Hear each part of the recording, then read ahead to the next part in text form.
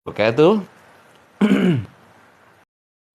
Allahumma salli wa sallim wa barik ala sayyidina Muhammadin nuridzati wa sirsari fi sairil asfifati wa ala alihi wa sallim. Ya sayyikhath thaqalaini, ya qutbar rabbani, usas somadani, ya muhyiddin abad sayyidi al-jailani agithni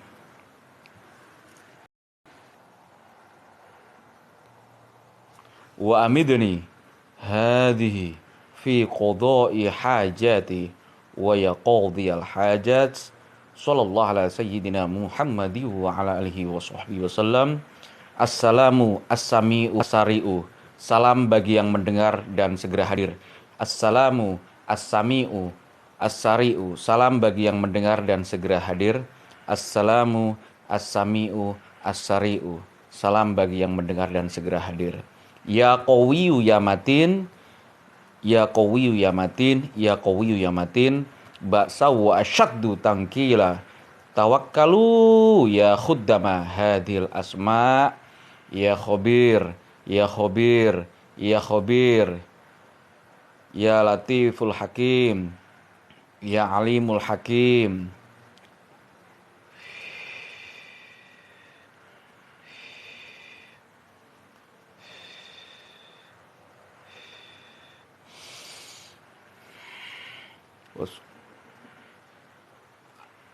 Pemirsa semuanya, Gus Irfan, pemirsa channel Gus Irfan Wasi _official. Selamat jumpa kembali di channel ini di malam Jum'ah. Hari ini malam Jum'ah ya, Bang?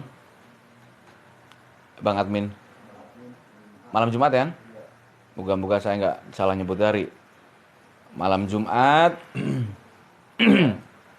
Malam yang tentang malam berkumpulnya hari yang dinamakan Sayyidul Ayyam, rajanya hari-hari, yang seolah-olah ini kalau ada dua samudra hari, analogi ibaratnya, itu bertemu di kali ini, di saat ini. Jadi ibaratnya kalau Nabi Khidir itu ketika bertemu Kanjeng Nabi Musa kalimullah, bertemu di Majma'ul Bahrain.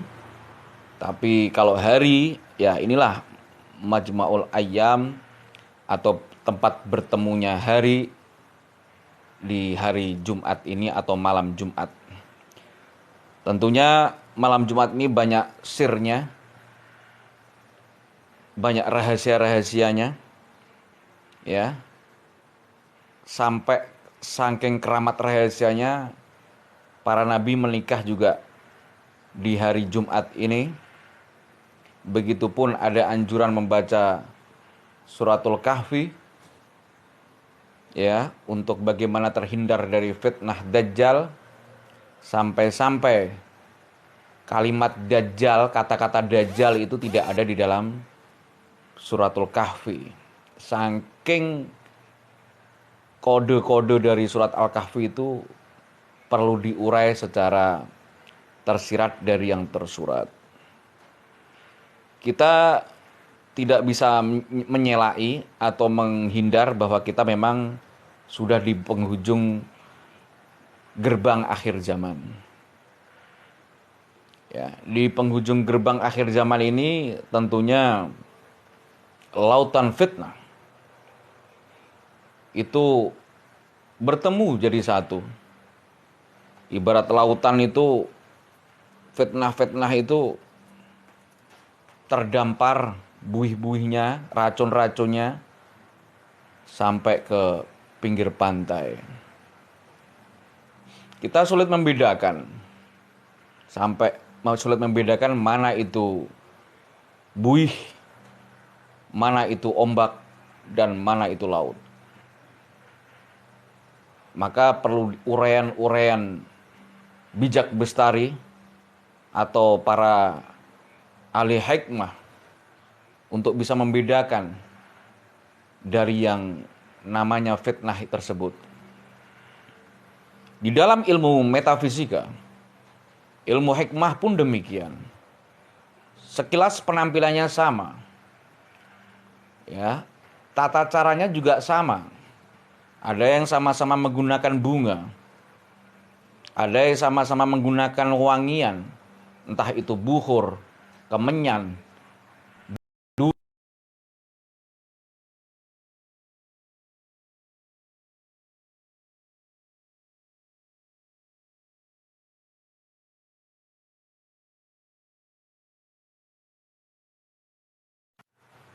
oleh orang-orang praktisi spiritual itu.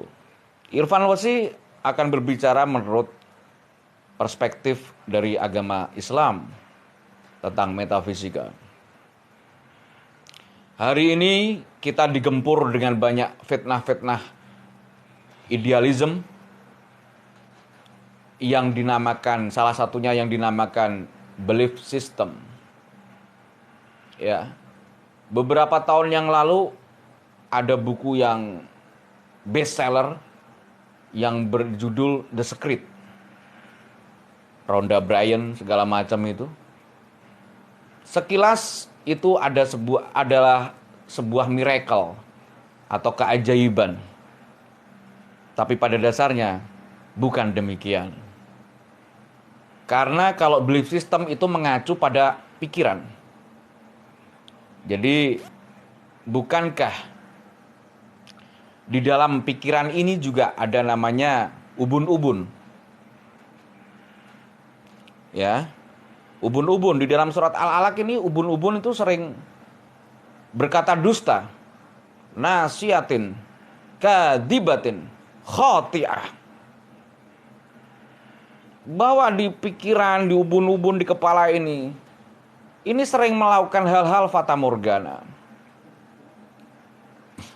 Ini perlu dilawan dengan namanya pendekatan baligh secara rohani.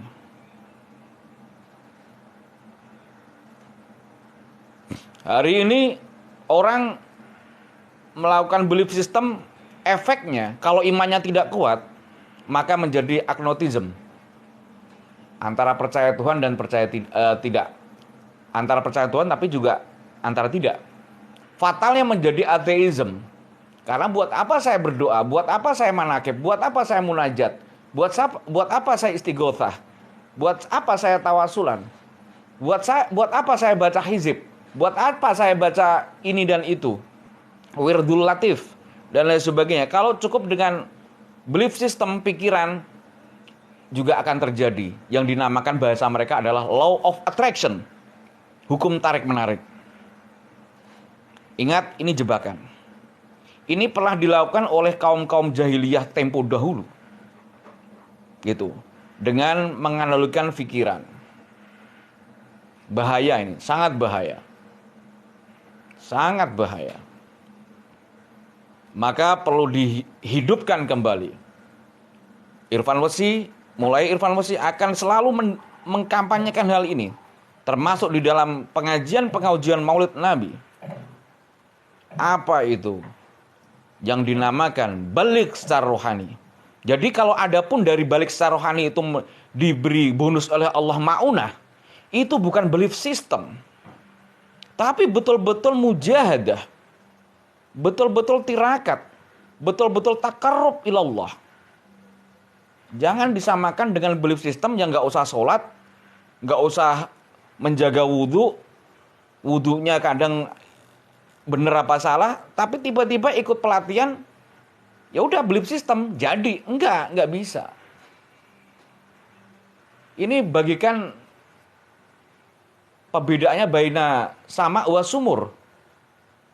Perbedaannya seolah-olah seperti langit dan sumur bor yang paling dalam. Ini perlu dikampanyekan.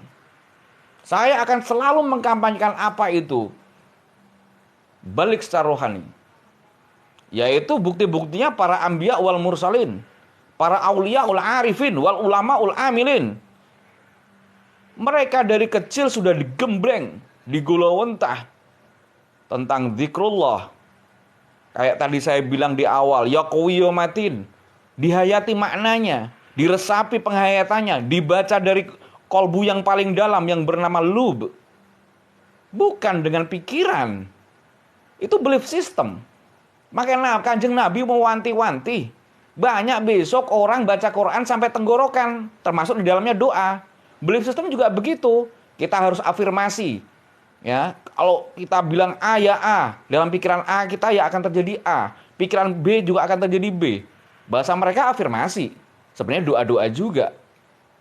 Ini penting, gak bisa. Sesuatu itu harus dimulai dari kolbu. Dari lub. Lub naik lagi menjadi fuad. Fuad naik lagi menjadi kolbu. Kolbu naik baru menjadi soder. Lemparan soder itu artinya. Baru terlempar. Kalau enggak khoti'ah. Surat Al-Alaq itu adalah surat pertama kali yang diturunkan pada Kanjeng Nabi Muhammad di Gharul Hira, di Gua Hira. Saya akan tetap lawan itu belief system itu. Dikit-dikit kalau padepokan perguruan bernafaskan Islam dibilang belief system. Segala macam. Ma'udzubillah, tidak seperti itu. Ilmu asror, ilmu ma'unah tidak bisa didemonstrasikan setiap saat. Tidak bisa dengan hawa nafsu ala gladiator Romawi. Belief system ini adalah salah satunya ya peninggalan-peninggalan kaum Romawi. Kaum Majusi, kaum yang lain. Gak bisa. Gak bisa. Khawatirnya nasihatin kadibatin khoti'ah ini menjadi sebuah cover, menjadi sebuah tanda kafaro di jidat kita semua. Atau buta matanya yang sebelah kanan. Walaupun mengatakan sebagai agama. Gitu loh. Ayo kita mulai dari sini. Maka dabal fuadu maro'a. Tiada dusta apa yang dilihat mata batinnya. Apa yang dilihatnya tidak dusta. Fuad di situ dikatakan.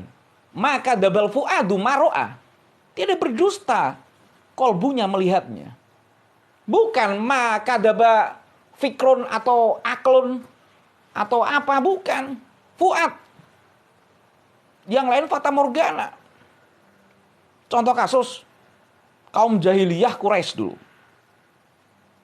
Mereka tawaf telanjang baju. Alasannya pikiran masuk logika, seolah-olah masuk akal. Apa alasan mereka kaum jahiliyah waktu itu? Kenapa kami mesti tawaf menggunakan baju ihram? Bukankah baju lebih bagus itu telanjang bulat? Karena kita memang dari fitri, dari sebuah kebersihan. Daripada baju yang mungkin ada cipratan-cipratan dosa. Sekilas masuk akal. Ada juga kaum jahiliyah mengatakan, ketika mereka diprotes oleh Nabi dan sahabat-sahabatnya, kenapa kalian makan hewan yang tidak disembelih? Apa jawaban mereka? Seolah-olah kalau menggunakan pikiran masuk akal. Kenapa mesti kami tidak boleh memakan sembelihan yang tidak disembelih? Padahal yang kami makan adalah yang dimatikan Allah langsung. Sementara kalian memakan hewan yang kalian sembelih, lebih suci kami. Langsung dimatikan oleh Allah hewan itu, kami makan. Lah kalian lewat kalian bunuh, kalian sembelih. Kalau ngikuti logika pikiran, kacau ini. Gitu loh. Ini logika-logika jahiliyah termasuk belief system. Ini saya lawan ini, siapa yang mendeklarasikan itu. Kita tahu semua. Saya nggak tedeng aling-aling. Setiap maulid akan saya deklarasikan apa itu namanya balik secara rohani. Apalagi ini malam Jumat. Kita pahami Kanjeng Nabi Muhammad ketika masih sighar, ketika masih kecil. Kanjeng Nabi Muhammad dapat irhas ketika diasuh oleh ibu susuannya, yaitu Sayyidah Halimatus Sa'diyah di sebuah pedalaman suku Badui. Akhirnya kambingnya pada gemuk, tanaman-tanamannya juga subur di oase, dekat oase itu. Begitu juga para anbiya wal mursalin yang lain. Bahkan seorang bayi pelacur disentuh oleh auliyaillah yang bernama Juraij, ulamanya Bani Israel, itu bisa berbicara. Inilah namanya apa yang saya katakan tadi sebagai balik rohani. Yang Kanjeng Nabi wanti-wanti, ketika anakmu berumur asru sinin, berumur 10 tahun, pukullah kalau belum sholat. Gitu loh. Begitupun kalau udah dewasa, sebagaimana salah satu sahabat Nabi, ketika disuruh mempraktekkan sholat, disuruh ngulang berkali-kali oleh Kanjeng Nabi. Ini secara fisik mereka sudah sholat. Nah, Ini tidak hanya bisa diterapkan tidak hanya diterapkan dalam sholat, di dalam doa, di dalam keseharian, di dalam hubungan rumah tangga, di dalam doa, segala macam. Ini mau diacak-acak yang namanya belief system. Yang nggak usah pakai repot-repot wudhu, nggak usah repot-repot baca istighfar, nggak usah repot-repot ini, jadi ya jadi. Yang dinamakan law of attraction. Apa ini? Na'udzubillah min hadza. Hada buhtanun azim. Ini kedustaan yang besar. Saya akan lawan ini terus. Belief system. Ada sebagian oknum santri yang memakai belief system. Irfan Mesih, ya, mengingatkan kalian, kembali ke ilmu khuduri, kembali ke balik rohani. Yang balik rohani memang ini jarang dikaji. Umumnya membahas tentang balik jasadi, yaitu ketika umur perempuan 9 tahun menstruasi pertama, atau kalau laki-laki maksimal 15 tahun, kadang 14 tahun sudah mimpi indah, kadang 13 tahun, kadang 11 tahun, maka batas di umur 10 itu Kanjeng Nabi bertindak tegas, kalau anakmu belum sholat, pukullah. Khawatirnya masuk di dalam siklus umur yang sudah balik, rohaninya belum dewasa. Hari ini udah kayak gitu ditambahi belief system pula. Apa-apaan ini? Itu.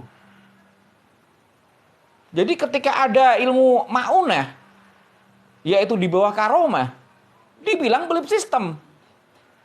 Masya Allah. Nggak bisa. Sekilas disamakan itu nggak bisa. Sebagaimana sekilasnya antara ularnya kaum penyihirnya, sulapannya, yaitu Raja Fir'aun, penyihirnya Fir'aun, dengan ularnya Kanjeng Nabi Musa kalimullah, sama-sama ular tapi beda. Jangan kita mau ditutupi dengan pola pikiran sistem ini, belief system. Beda. Sebagaimana analogi yang kita, kalau ada dua pasang manusia, yang satu menikah, yang satu sama eleven kumpul kebo, kalau kita lihat sekilas perbuatannya sama. Yang membedakan apa? Ya itu tadi, secara rohaniyahnya. Perbuatannya sama-sama dengan tadi. Kalau kita sama-sama memakai bunga, kalau ini antara white magic and black magic.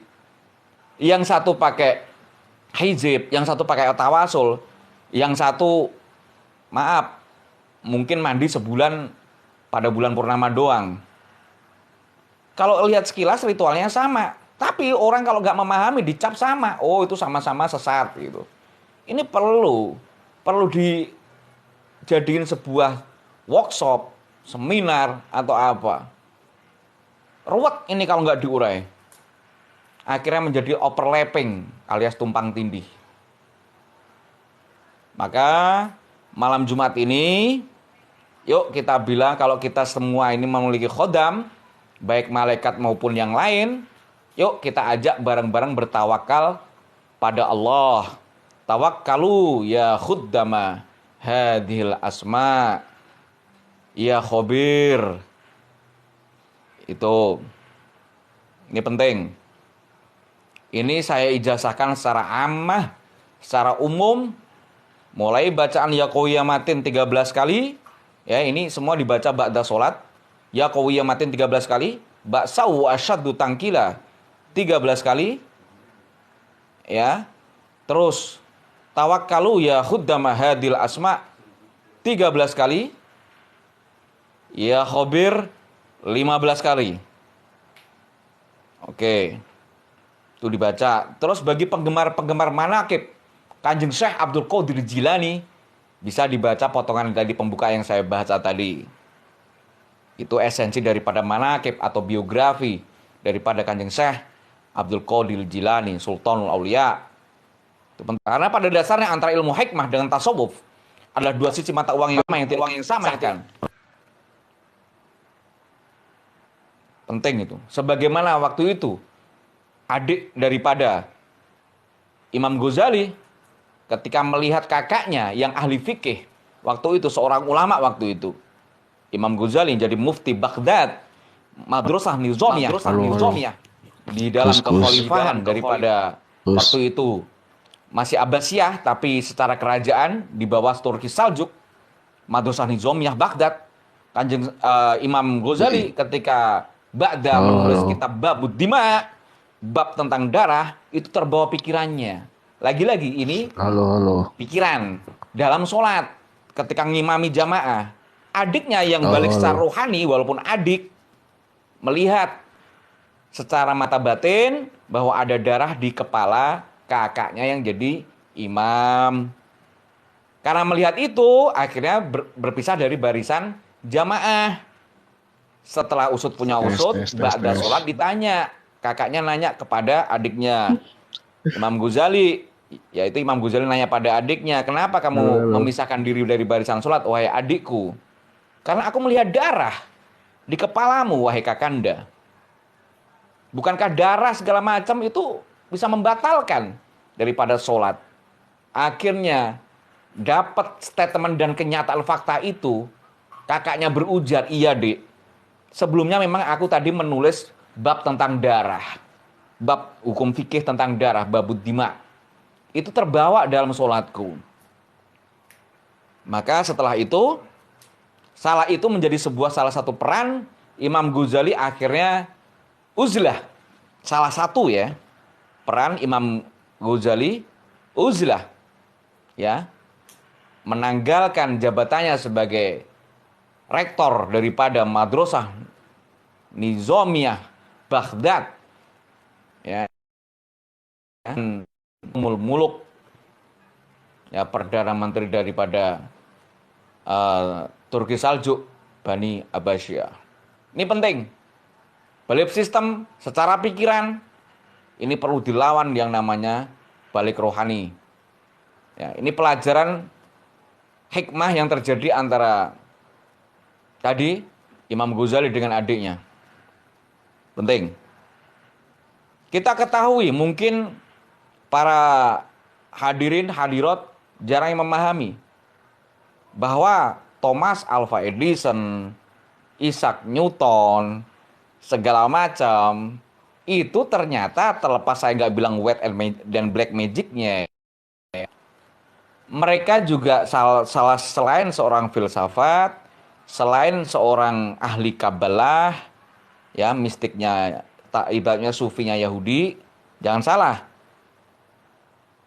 yang namanya penemu gravitasi bumi, Isaac Newton itu juga salah satu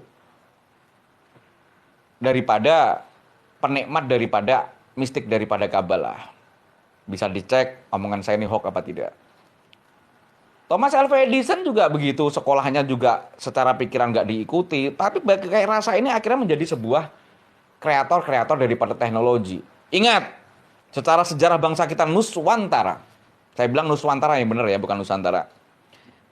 Itu aksara ditemukan, itu ternyata mulai zaman Kapitayan. Mulai dulu namanya Padepokan, ada namanya Peguron, sampai puncaknya pesantren.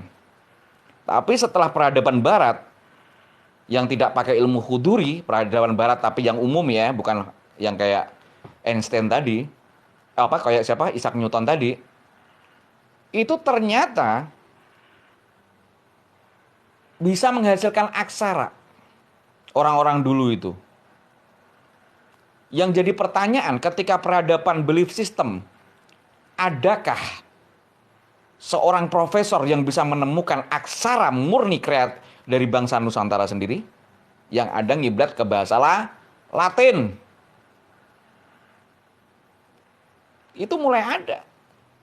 Begitu juga ternyata yang menemukan kapal berbahan besi bukan Inggris yang dikeluarkan tahun 1860. Tapi ternyata para ulama-ulama, para santri-santri Demak dan Jepara. Ini adalah kesaksian daripada Tom Pires, seorang sejarawan Portugis ketika melihat perang, menyaksikan langsung perang ketika Pati Unus, yaitu raja kedua daripada Demak Bintoro Darussalam, ketika menyerang Malaka yang dikuasai Portugis tahun 1500-an, lebih dikit, 1511 kalau nggak salah. Itu ada di dalam catatan Tom Pires.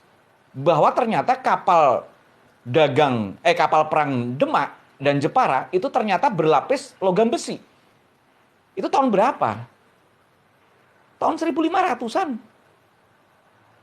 Baru 300, kurang lebih 300 tahun kemudian, Inggris menemukan baru membuat kapal berbahan besi. Ternyata lagi-lagi dengan ilmu rohani, balik secara rohani, ternyata ilmuwan-ilmuwan bisa menciptakan itu semua.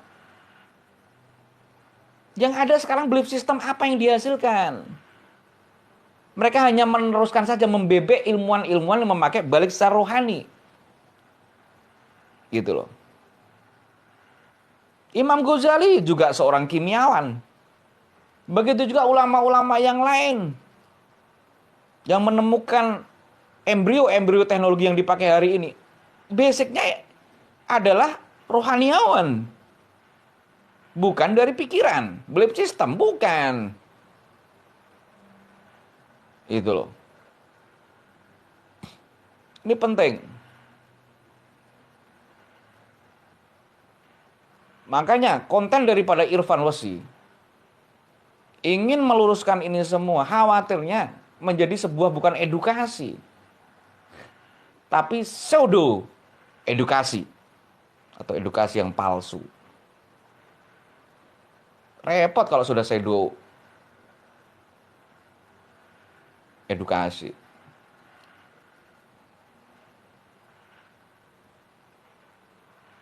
Oke, silakan kalau ada yang mau nanya tentang apa sih balik rohani, rahasia malam Jumat, wirid-wirid yang baik untuk bagaimana yang menyertai khodam yang menyertai kita, fitnah Dajjal. Dajjal juga ahli mistik loh ya. Tapi ahli mistiknya yang belief system. Bukan dari ilmu balik secara rohani. Ingat, makanya ditaruh di jidatnya kafaro. Itu loh. Saya lawan belief system ini. Dimanapun berada saya lawan. Ini racun ini.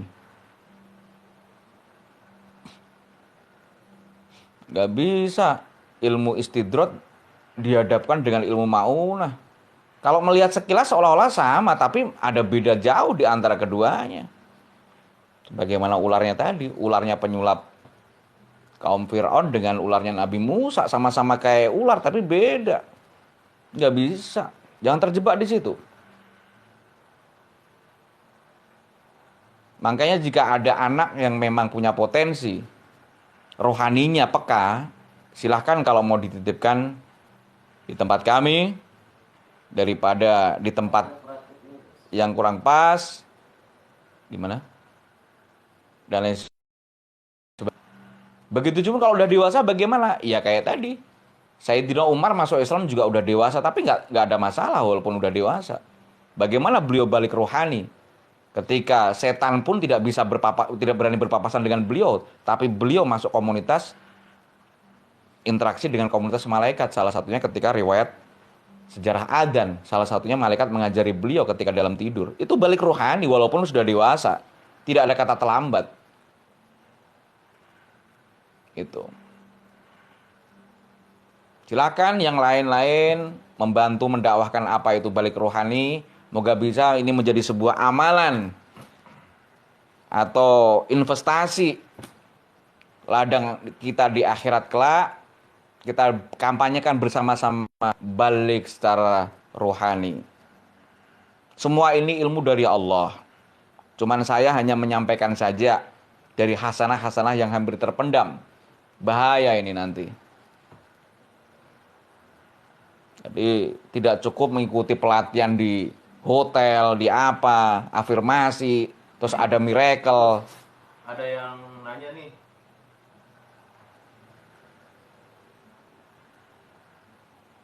dari Rafa ya, Bang, katanya Islam bakal pecah beberapa golongan dan satu aja yang bakal selamat, iyakah?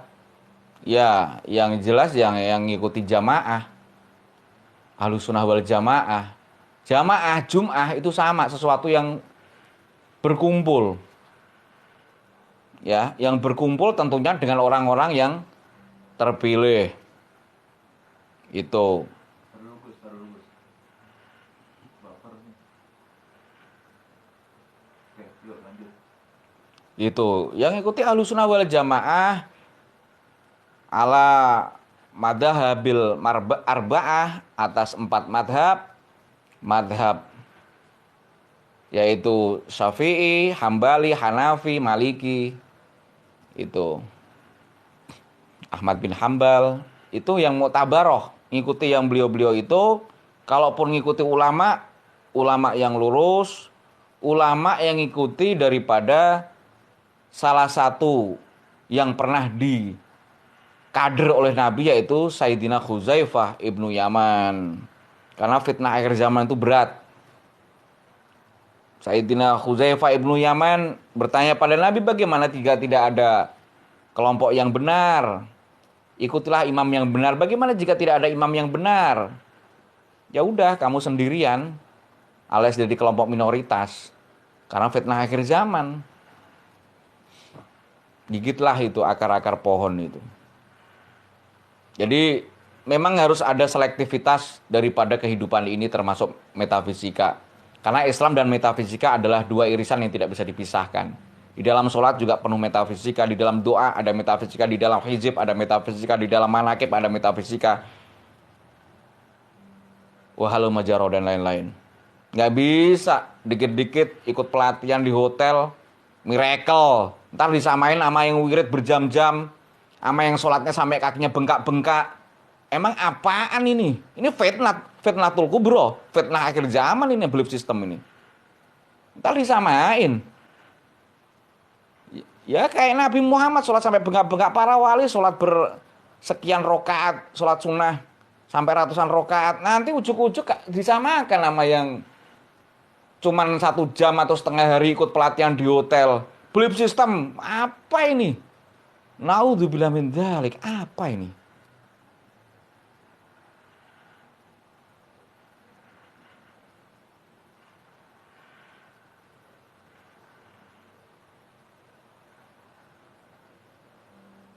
Bagi yang paham tentunya akan mendukung daripada statement saya. Tapi yang sudah agnotism, separuh percaya agama, separuh enggak, apalagi ateism, apalagi yang sudah kadung tercuci otak brainwashing daripada orang sebelah, ya akan membuli saya. Itu aja kok repot. Jadi masalah tadi yang ditanyakan, ya memang orang yang betul-betul yang orang-orang yang terpilih, golongan terpilih yang mengikuti jejak langkah daripada Kanjeng Nabi dan para sahabat. Gitu loh. Karena fitnah di zaman sahabat dengan fitnah di zaman sekarang tidak akan sama. Lebih besar sekarang. Fitnah di zaman fase kedua, Mulkan Alzon, yaitu sebuah sistem negara atau kerajaan yang menggigit, lebih besar Mulkan Jabarian. Hari ini kita masuk di dalam fase Mulkan Jabarian secara global, internasional. Sebelum memang masuknya Imamul Mahdi. Gitu loh. Yang memang berpedoman pada tata kelola internasional daripada yang dicontohkan manhajnya Kanjeng Nabi. Maka ayo bareng-bareng kita lawan belief system yang hanya mengandalkan pikiran, termasuk doa, termasuk apa, afirmasi. Kita lawan bareng-bareng. Ini peradaban dari jahiliyah barat yang nyusup masuk merusak tataran keagamaan, termasuk doa, nanti maunah disamakan dengan belief system. Apa ini?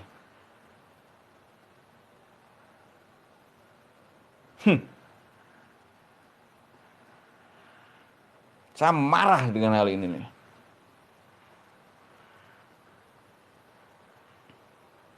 Tapi gak ada namanya wudu harus diperhatikan, makanan harus dijaga. Disamakan yang pakai pikiran, nggak usah wudu, nggak usah apa, nggak usah sholat sunnah 4 rakaat 2 salam, nggak usah baca istighfar segala macam, disamakan. Sama kok. Secara keajaiban, tenaga dalam sama segala macam. Apa ini? Ilmu asrar maunah tidak bisa digitukan. Ini sudah menjadi sebuah virus nasional. Saya harus lawan paling depan.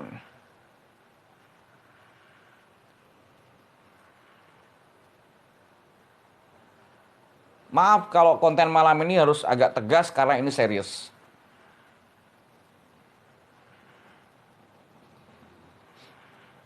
Oke. Kalau memang ini dianggap bermanfaat, silahkan ambil. Tapi kalau memang nggak manfaat, ya silahkan buang jauh-jauh. Tapi yang jelas ini virus yang melanda negeri ini gara-gara ada racun belief system. Gitu. Moga-moga ini menjadi edukasi yang beda dari yang ada. Belief system seperti apa sih, Gus? Ya, kepercayaan secara belief system, tapi secara pikiran. Jadi hal sesuatu itu dinilai dari pikiran, kayak orang jahiliyah waktu itu. Ketika mereka orang jahiliyah diprotes, kenapa kamu makan apa hewan yang tanpa disembelih, mereka analoginya canggih. Loh, kalian makan dengan sembelian, kenapa kami gak boleh makan yang tanpa sembelian? Kami langsung hewannya dimatikan Allah. Lebih bersih daripada hewan yang kalian sembelih. Alias kalian ibaratnya bahasa mereka itu seperti dibunuh gitu loh. Lebih keren kami. Lebih suci kami yang langsung dimatikan Allah. Kalau ngikuti analogi sekilas ini kan bahaya ngikuti belief system kayak gini. Begitu juga kaum jahiliyah, ngapain doa-doa kayak gitu? Para nabi kan dicaci maki segala macam, ngapain gitu loh. Nabi Nuh bikin kapal segala macam pakai doa juga dicaci maki, ngapain kayak pakai gini aja praktis. Inilah yang pernah dilakukan, yang pernah dibongkar oleh malaikat Harut wa Marut di negeri Babylon, Irak. Ya, ketika belief system ini sebenarnya adalah sihir. Bahaya ini. Apalagi diutarakan, disampaikan dengan bahasa yang seolah-olah akademis. Ingat Kanjeng Nabi pernah bersabda, sesungguhnya innal bayana, sesungguhnya sebagian keterangan, sebagian penjelasan, itu sihir. Itu adalah sihir. Dibikin logik, dibikin akademis. Law of attraction seolah-olah masuk akal, semua itu tergantung pikiran kita. Ini apa ini? Ini bagian tadi sihir, bagian bayan yang sihir, bagian penjelasan yang bagian sihir. Nggak bisa seperti itu. Sudah saya contohkan tadi perbuatan Nabi ketika kecil, sholat anak 10 tahun harus dipukul. Jika belum sholat, 7 tahun dianjurkan. Karena bentar lagi balik secara jasad. Begitu juga perbuatan sahabat-sahabat Nabi yang sudah dewasa, yang baru masuk Islam, disuruh sholat sampai berkali-kali. Karena dinilai belum sholat secara ruhiyah, secara rohaniyah. Secara balik rohaniyah baru balik secara jasadiyah. Balik secara fisik saja. Ini bahaya, ujung-ujungnya nanti malas sholat, malas doa. Tuhan ada nggak sih sebenarnya? Ujung-ujungnya begitu yang lemah iman. Ataupun kalau masih ada iman itu imannya tambah down. Ya enggak, iya. Belief system kok. Ntar mujizat Nabi dikira semuanya ya belief system. Karomah-karomah para aulia, para wali-wali Allah dibilang belief system. Disamakan orang yang nggak sholat, ceboknya nggak bener. Mungkin ceboknya pakai tisu, pakai tisu di kloset atau kencingnya berdiri segala macam. Disamakan nanti dengan seperti itu. Nggak bisa. Ini harus saya lawan. Secara penjelasan, secara akademis juga. Siapa yang keluar-keluar belief system? Udah tahu semua kan? Saya lawan. Yuk kita lawan dengan penjelasan. Kita lawan secara ilmiah.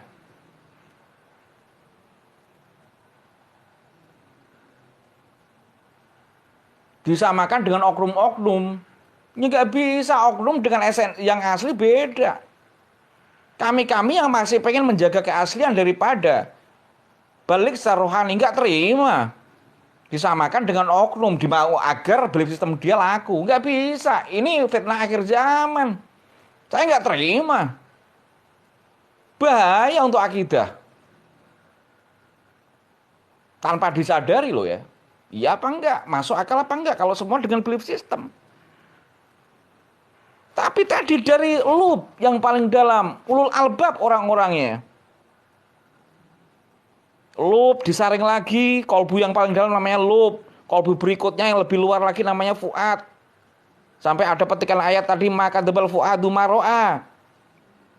Tiada berdusta mata hatinya atau kolbunya yang nomor yang dalam di atasnya lub tadi. Tiada dusta mata hatinya melihatnya. Setelah itu kolbu, tempat bolak-baliknya hati, baru sodor dilempar. Jangan yang baru sodor tapi diomongkan. Itu namanya ya tadi membaca sesuatu cuma sampai di tenggorokan. Ini fitnah, bahaya ini.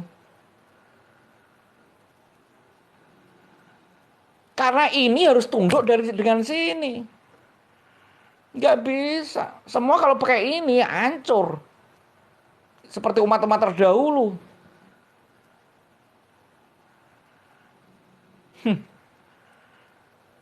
Saya jadi ingat Pakubuwono, salah satu raja Islam di Nusantara di tanah Jawa. Jowo Digowo, alias kita sebagai warga Nusantara ini, kita bahwa memang kita ditakdirkan sebagai orang Nusantara. Ya, Jowo Digowo, Islam digarap, Islam itu dipraktekkan, Barat diruat. Barat itu diruqyah. Peradaban jahiliyah yang jahiliyah yang negatif ya, yang positif nggak masalah dipakai. Itu harus diruqyah. Harus diseleksi, diruat. Termasuk belief system ini. Jowo digowo, Arab digarap, dalam hal ini maksudnya Islam, Barat diruat. Yang dari Barat harus diseleksi. Kalau Islam harus dikerjakan, dipraktekkan. Kita sebagai manusia Nusantara, emang takdirnya kita jadi Nusantara. Harus dibawa. Itulah kearifan dari salah satu Pakubuwono. Pakubuwono keberapa? Kalau enggak 4 ke 5, saya lupa itu. Raja Surakarta Hadiningrat. Saya salut dengan prinsip beliau seperti itu. Jadi enggak kehilangan jati diri. Orang-orang yang dahulu itu bisa menciptakan, nenek moyang kita bisa menciptakan kapal dari besi. Tercatat di Tom Pires, sejarawan Portugis, tahun 1511 ketika Demak nyerbu Malaka. Salah satu kapal perangnya berlapiskan logam besi. 3 lapis lagi. Sebelum Inggris. Mereka pakai ilmu khuduri. Nggak pakai pikiran. Begitu juga nenek moyang sebelumnya. Kaum Kapitayan. Ada Peguron, ada Padepokan, bisa menciptakan aksara. Ono, Coroko, Doto, Sowolo. Tapi ketika peradaban kolonial Barat, salah satunya pakai belief system, bisa nggak menciptakan aksara? Yang ada membaca aksara negeri orang, huruf Latin. Ini contoh. Ada nggak profesor satu pun bisa menulis aksara sendiri sejak peradaban Barat? Nggak bisa. Jadi kalaupun pakai ilmu Barat, yang positif ambil nggak apa-apa. Ini contoh saja tadi ya. Yang negatif perlu diruat. Salah satunya belief system. Bahaya untuk akidah.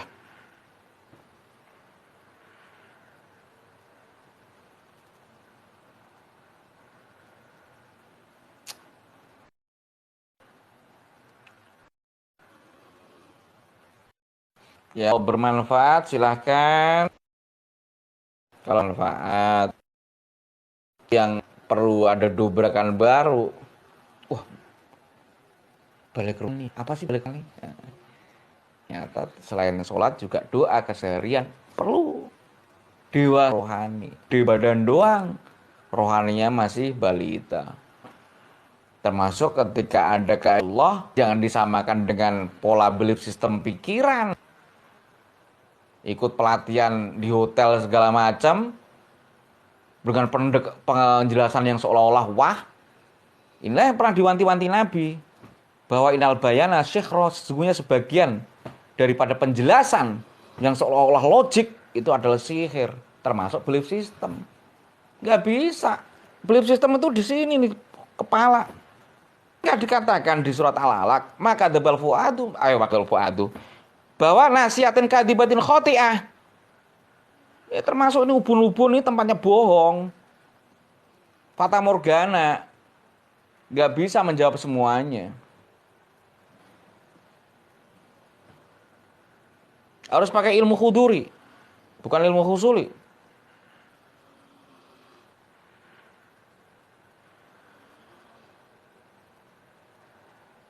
Ini hati-hati, ini bagian daripada pentingnya mentadaburi surat apa Al-Kahfi pada malam Jumat. Surat Kahfi tidak cukup dibaca, tapi perlu ditadaburi, perlu dibongkar, perlu diurai apa sebenarnya yang tersirat dari yang tersurat. Salah satunya belief system ini harus dibongkar. Ini fitnah zaman ini. Khawatirnya menjadi di sini nih. Jadi hari Jumat ini jangan disia-siakan menjadi sebuah seolah-olah itu tidak ada apa-apanya. Seandainya kita secara balik rohani kita sudah jadi, maka akan rugi malam Jumat ini disia-siakan.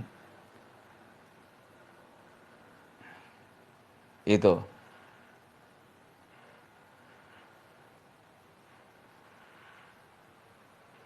Oh ya, pengumuman. Tadi ada pengumuman Alan di mana ya? Yang tadi yang dari Uswat. Udah dimasukin grup sama Uswat tuh. Yang pengumuman tadi loh, acara tablik. Belum masuk. Nggak tahu. Ada nggak di grup? Belum ada. Belum ya. Belum di share. Uswat masih istirahat Uswat. Iya. Ya Uswat. Ya Uswat. Ya Uswat. Ya Uswat. Lupa deh. Kum.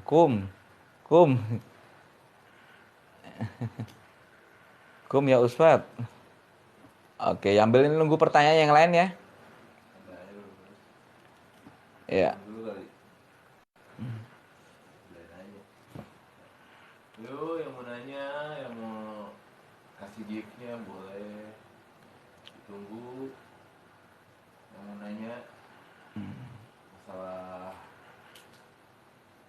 Ya tadi yang disampaikan. Balik rohani, fitnah akhir zaman, dajjal, ilmu black magic and white magic, belief system dan balik rohani. Apa bahayanya belief system? Ya tadi saya bilang.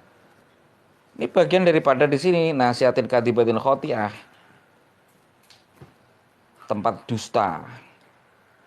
Sementara kalau fuad, lub, kolbu, maksudnya khususnya fuad dan lub, itu dikatakan di Quran, maka dabal fuadu maro'a. Tiada dusta, fuad atau kolbu yang dalam ini melihatnya. Melihat siapa? Melihat malaikat. Bukan pikiran, akhirnya yang dilihat jin-jin gentayangan gak jelas. Kita bisa ngelihat jin gentayangan gak jelas cukup, itu aja. Cuman ada yang lebih dalam lagi. Alam malakut. Jangan berhenti di situ. Ntar kayak anak-anak itu pakai pikiran, belief system, akhirnya bisa ke yang dinamakan sebagai tanpa ritual loh itu. Tanpa ritual, tanpa dzikir, tanpa wirid. Bisa melalang buana ke alam gaib. Tapi itu adalah bagian nasihatin kadibatin khotiah. Bahwa tempat kepala pikiran ubun-ubun ini tempatnya kebohongan dan kesalahan. Tersesat akhirnya, walaupun bisa namanya out of body, alam astral. Tapi ketemunya jin perewangan yang gak jelas. Ini hati-hati. Belief system juga ada metafisikanya. Tanpa wirid, tanpa apa. Beda. Jangan lihat sekilas seolah-olah sama. Sebagaimana samanya dua pasang, yang satu nikah, yang satu kumpul kebo. Nggak bisa disamakan kalau kita ngelihat secara sekilas seolah-olah sama. Sama antara dukun ilmu hitam dengan dukun yang tidak melanggar syariat. Kayak dukun anten itu. Sama-sama pakai bunga, sama-sama baca doa. Nggak bisa disamakan.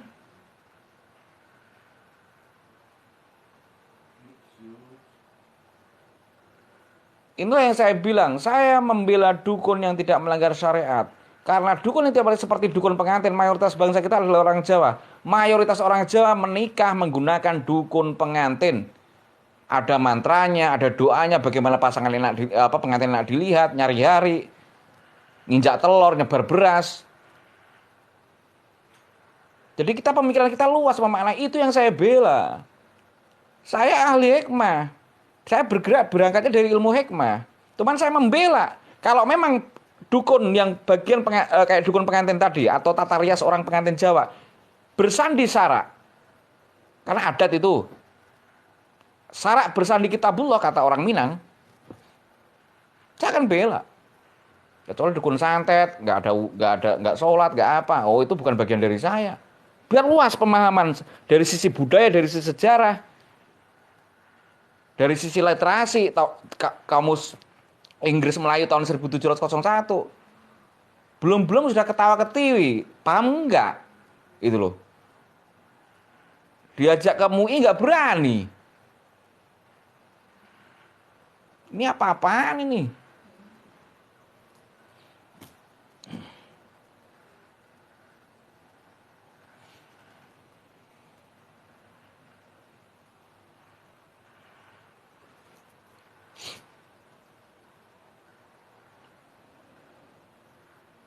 Kayak kemarin alhamdulillah putranya presiden kita menikah pakai adat pengantin Jawa, tata rias Jawa, memakai juga 7 air keramat. Ayo, siapa yang berani mensirik-sirikan? Bisa jawab. Yang selalu mengatakan Gus Irfan ini ustadz atau dukun gitu. Ini kan gagal paham gitu loh. Bisa jawab.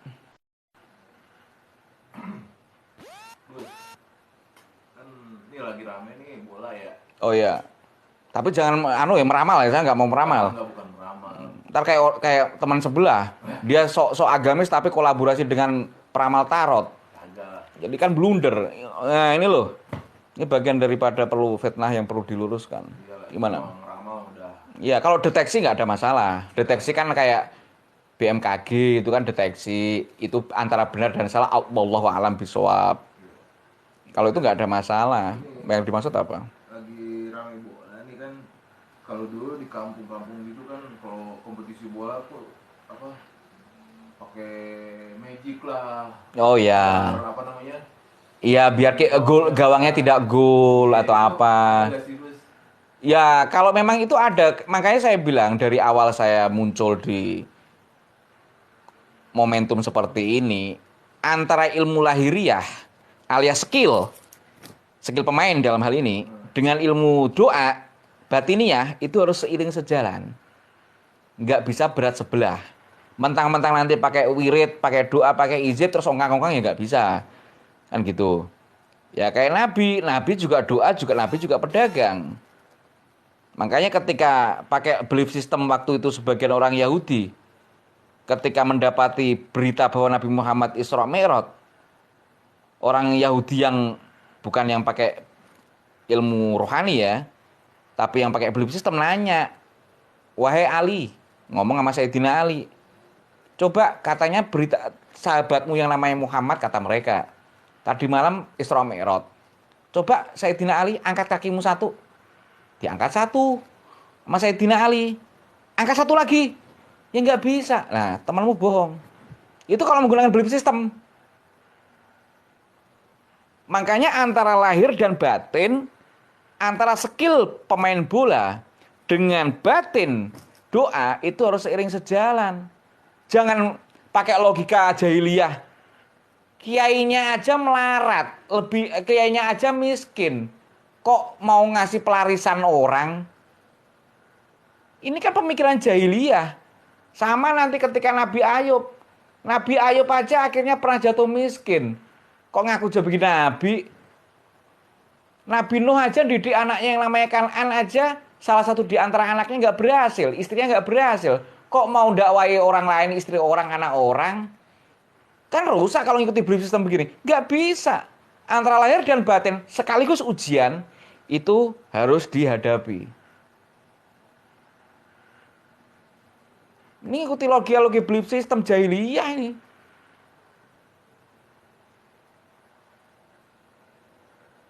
Intinya Antara lahir dan batin harus seimbang. Antara doa, kayak waktu itu dulu kita sering dengar, bukan dulu sampai sekarang masih ada. Itu bagaimana anunya ini asal pakai dukun yang tidak melanggar syariat ya. Bisa dibuka Perdunu. Persatuan Dukun Nusantara itu tiap malam apa gitu ngaji kitab Ihya. Ya, itu santri-santri Banyuwangi. Cek aja Perdunu. Itu komunitas dukun-dukun santri. Saya bela yang kayak gitu. Perdunu. Tiap malam Jumat atau malam apa buka kitab kajian kitab Ihya. yang dulu saya juga pernah Kalau yang dimaksud Mas admin tadi seperti itu, dukun-dukun yang tidak melanggar syariat alias adat bersandi syarak bersandi kitabullah, saya bela. kan dulu sebelum main bola tuh dikasih air putih dulu Ya, nggak ada masalah. di hari ini. Nggak ada masalah kalau emang air itu dari wirid, dari doa, dari tawasul. What's the problem? Gitu loh. Tapi itu kan ada juga tuh yang pakai kemenyan lah. Emang kenapa? Kemenyan kan salah satu hobi Nabi kan wewangian selain sholat. Emang kok sampai ya dibilang dukunnya datang ke ya nggak apa-apa kalau emang nggak melanggar syariat bacaan-bacaannya segala macam, nggak dari darah head atau apa yang dipakai ditaruh di lapangan nggak ada masalah. tapi Itu. kadang-kadang dipakai judi juga tuh Gus. Lah kalau itu beda bab, itu namanya penyimpangan. Saya no comment untuk itu, saya nggak setuju untuk itu. Tapi kalau untuk yang betul-betul, jadi gini Mas admin, saya paham. Bola kan di situ ada campur tangan berbagai pihak. Ada namanya judi, ada yang memang datang untuk main, ada yang memang penonton yang betul-betul ingin lihat sportivitas daripada olahraga, macam-macam. Contoh begini, Mas admin. Analoginya, biar untuk membantah belief system itu ya, tapi analogi pakai rasa ya. Jadi begini, kalau saya seorang penjual kosmetik, Mas admin, ya, yang datang kira-kira orang baik-baik saja, perempuan-perempuan yang baik saja atau campur aduk? Beraduk lah. Campur aduk. Masa setiap pembeli saya tanya, Mbak, Bu, saya jual bedak, saya jual lipstik. Ini kira-kira untuk melayani suaminya atau untuk melacur? Kira-kira saya nggak ditampar aja udah untung nggak? Iya. Iya, saya nggak diludahi aja udah untung kalau saya nanya gitu. Jadi yang toko kosmetik yang datang pun juga macam-macam. Jadi masalah tadi, kalau ada dukun yang tidak melanggar syariat, dibaca dengan doa, pakai wudhu, pakai sholat sunnah, seperti Perdunu tadi, Persatuan Dukun Nusantara, yang sering ngadain kitab Ihya segala macam, dari komunitas santri-santri, ya nggak ada masalah. Itu bagian daripada adat yang bersandi syarak bersandi kitabullah, kenapa enggak? Gitu loh. Oke, insya Allah besok kita lanjut. Kalau tidak ada aral melintang, malam Jumat besok, malam Jumat berikutnya akan kita bedah rahasia surat Al-Kahfi. Yang kenapa kalimat Dajjal tidak ada di dalam surat tersebut. Padahal Kanjeng Nabi mengatakan surat Al-Kahfi 10 ayat pertama dan 10 ayat terakhir adalah agar terhindar dari fitnah Dajjal. Dan hubungannya dengan metafisika Islam. Karena itu bagian daripada surat metafisika. Doa metafisika. Insya Allah. Ya. Ini sudah jam 1 lewat ini. Harus ritual malam Jumat. Saya tutup. Bagi yang sudah ngasih gift, terima kasih banyak. Semoga saling mendukung channel ini menjadi sebuah channel yang bermanfaat. Kalau ada salah-salah kata dari saya mohon maaf. Kalau ada kata-kata yang tadi agak tegas, memang harus saya tegas karena ini masalah yang serius antara belief system versus balik secara rohani. Ini akan saya deklarasikan setiap Maulid Nabi. Setiap pengajian Maulid Nabi saya deklarasikan kemana-mana. Insya Allah. Kiranya demikian. Mohon maaf. Wallahul muwaffiq ila aqwamit thoriq. Wassalamualaikum warahmatullahi taala wabarakatuh.